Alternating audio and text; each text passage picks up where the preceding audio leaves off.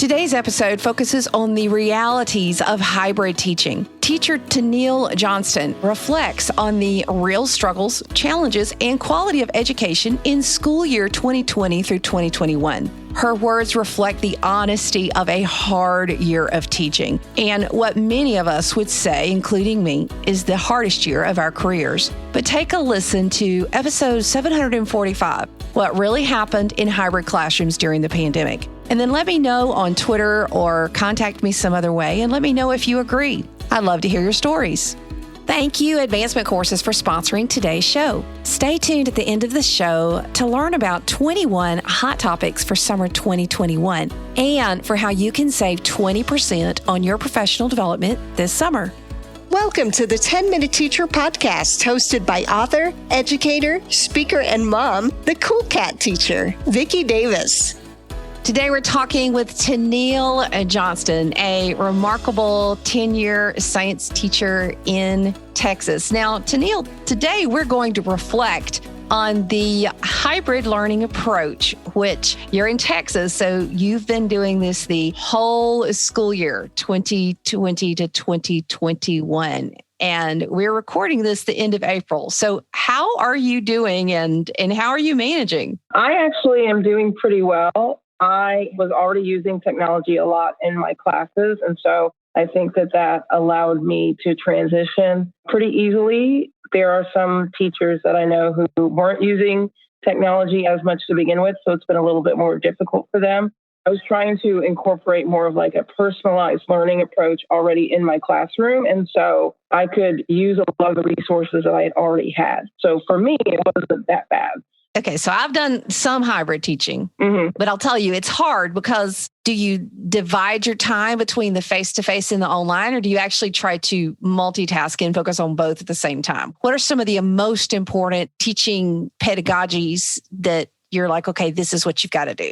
I think that I've actually been really lucky because my school established from the start that we wanted to make things as easy, not just for the teachers, but also for the students, to make things as easy as possible. So students who are at home and students who are on campus follow the same schedule, which means that I have my roomies and my zoomies at the same time. And for the most part, I've been giving them the same assignments. So the students who are in the room with me and the ones who are at home are doing the same work.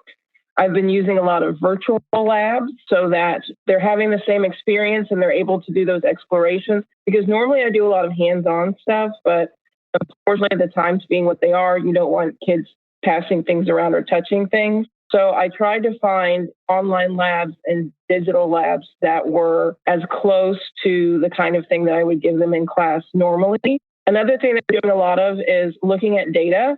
I think that's something that teachers don't focus on as much as students really need that practice of looking at data and looking at like graphs and coming up with conclusions based on making inferences from the data or analyzing data, creating graphs, gathering data. I think that this has actually been a really good opportunity for them to be able to do that kind of brain work that sometimes gets overlooked pretty often during the regular school year. So you're looking at the data, you're doing a lot with the virtual labs. Do you believe those zoomies and the roomies, I love that. I'm going to share that. I love that, are getting the same high quality experience? And how do you think it compares to your typical year? Because you're an award-winning science teacher. So do you believe they're learning as much, or is it comparable? And is it equal between the two? I teach a lot of students who are English language learners, just because that's the district that I'm in and the location that I'm in is we have a lot of students who are ELs. And for them, this is really a struggle. It's really difficult for them. Some of the students who have other needs, it's difficult for them because just having a computer in front of them is such a distraction. And they're not used to using electronic devices for work. They're used to using electronic devices to play on. So my philosophy has always been to let kids do as much inquiry and exploration as they can and as much hands-on stuff as they can. And unfortunately, that's something that's just been lost in this situation because we can't really be all together. It's hard to have those kind of discussions. Students are able to hide because they can mute themselves and they can turn off their camera, and so they don't have to interact if they don't want to. So I do think that some of that has been lost. And I don't think that the quality of education that they're getting this year, especially from me and the way that I like to teach, I don't think is as good as they would normally get from me. Because as a science teacher, what I'm really passionate about is I'm passionate about providing them with those experiences, especially if I'm teaching students who are learning in their second language. In order for them to make sense of science, they need to see it and feel it and touch it and experience it. And I'm giving them that as much as I can with these simulations, but it's just not the real thing. So for me, like my focus this year has kind of shifted.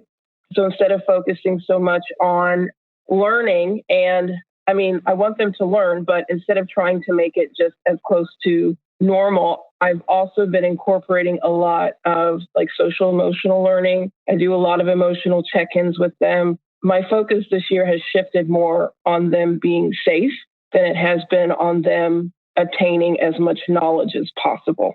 So as you think about the fall, first of all, let me applaud you for bravely speaking the truth, because I know some teachers who feel like they're ahead, but for us at our school, we haven't had to do high flex. We've been mostly face-to-face except for a few quarantines. And that, honestly, once you don't no longer have quarantines, the attendance rate has gone up because everybody wants to be at school if they can, if they can get to that safe environment. But where do we go from here? So you're saying, the quality's not as good. I think pretty much everybody would agree in many cases there's an issue of can you really teach at a distance extremely well when you didn't know how before, and perhaps the students didn't know how before. But where do we go from here? Like when you start in August, you're going to have kids that come to you that didn't finish all the content from last year. You're going to back up? How are you going to do that? Fingers crossed that by the time the school gets back next year, that we can there won't be so many restrictions on like how many students can be in the building and, being able to touch things and use manipulatives and things like that. And so I feel like if students are given really good quality instruction, a lot of those gaps can be bridged.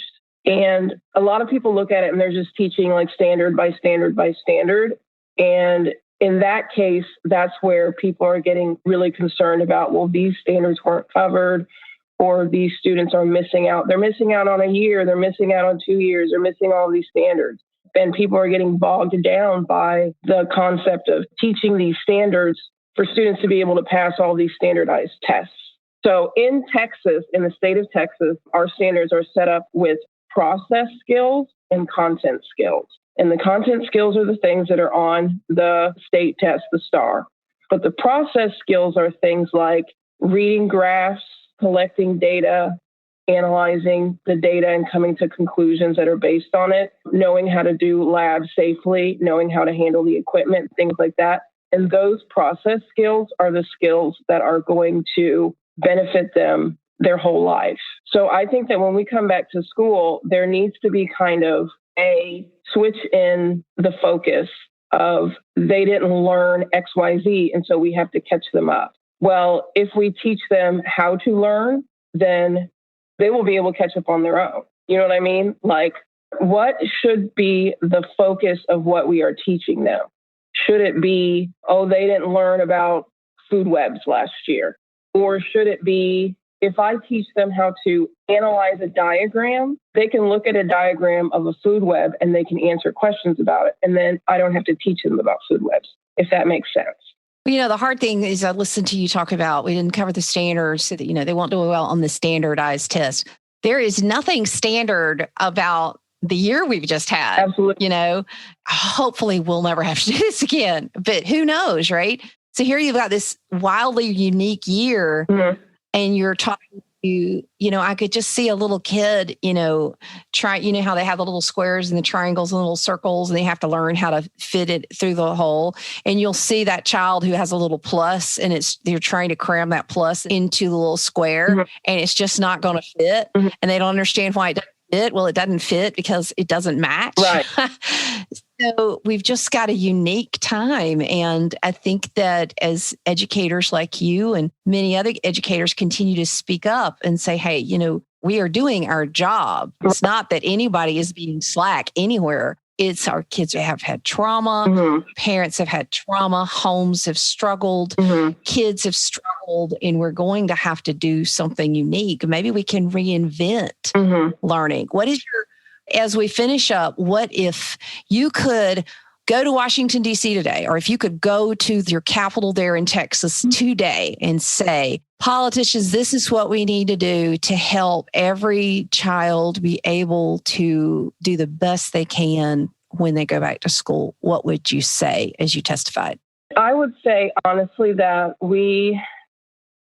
I've long been against standardized testing. And I think that in particular with what we've been through, especially here in Texas, not only with the pandemic, but also with the polar vortex that happened and, trauma on top of trauma, homes were damaged, people lost their lives in the cold. So we've been through a lot here. And, I think that students' emotional needs really need to be addressed first, and teachers and other staff's emotional needs need to be addressed. And I also think that the way that we've been teaching and the emphasis on the students have to learn all of these standards so that they can take this test and pass it. I've always thought that that was silly, but in this year in particular, with all of us having gone through so much, it seems extra silly to be so focused on, well, can this student tell me about the life cycle of a star? Or can this student tell me about, the different parts of the food web?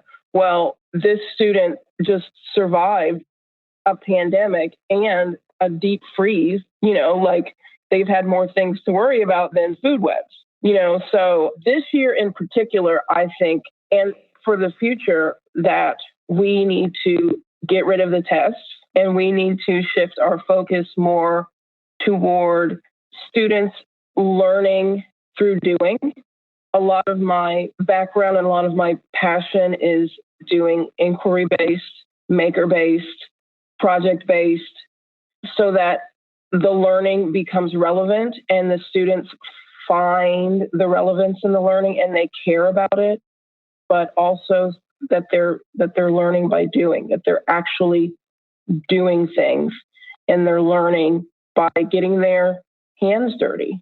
Well, Tennille Johnston, 10-year veteran science teacher from Texas, you have been through a lot and your students have been through a lot, and all of us, this has been a very challenging time. And I think more teachers are going to have to speak like you have, logically, in a constructive way to help. I don't think we have to help people understand that kids have been through a lot. I think what we have to help folks understand is that putting the hammer down on, you have to pick, you have to prioritize. Right. I've had a neuroscientist on my show previously who said, pretty much the neuroplasticity of the brain is that kids are going to be able to learn new content 3 to 4 hours a day at most. Right. At most. So you can't just cram in 2 years of knowledge in 2 weeks, right, because the standards need to be covered. Yeah. You're just going to be pretending if you actually are going to check all those boxes. That we've got to get realistic about here's where we are now. To have progress, you've got to realistically assess your current situation. And, in business, people will do it. They'll say, okay, we're going to have 1,000% growth rate, and they'll demand it, and it won't happen. And the person at the top will end up losing their job because of it. Right. So the reality can only be stretched. The truth can't be stretched. And the truth is our kids have a unique time. And thank you for speaking to that, Tennille. I appreciate it. Well, thank you for having me. I think that, the more that people speak up about this issue, and I think that the more people who speak up about it, the better, because, when we come back next year, everyone will want to just have business as normal and, regular classes. Here's the SAR test at the end of the year. These kids are not going to be able to recover from that quickly. And it's not going to be good for them. And it's not going to be good for the teachers. And So we have to kind of stand up for what's right and protect our kids, because that's our job, not just now, but in the future, to be able to protect them and do what's best for them. Okay. Thank you, Tennille. Thank you. Recently, I shared 21 hot topics for teacher professional development for summer 2021 on my blog. We all need to rest this summer so that we can definitely be our best this fall. But if you have accreditation or school learning requirements like I do, then you'll also take some time for summer professional development. Head over to coolcatteacher.com/21 for 21 hot topics that everybody's talking about right now. And look at some options for summer professional development that you can do anywhere. And while you're there, remember, if you sign up for a course, use the offer code COOL20. That's COOL20 to receive 20% off your summer professional development with advancement courses. So go to coolcatteacher.com/21 and remember to use the code COOL20 when you purchase a course at advancement courses. It's time to plan your summer professional development, so I hope you'll join me in taking your course with advancement courses this summer.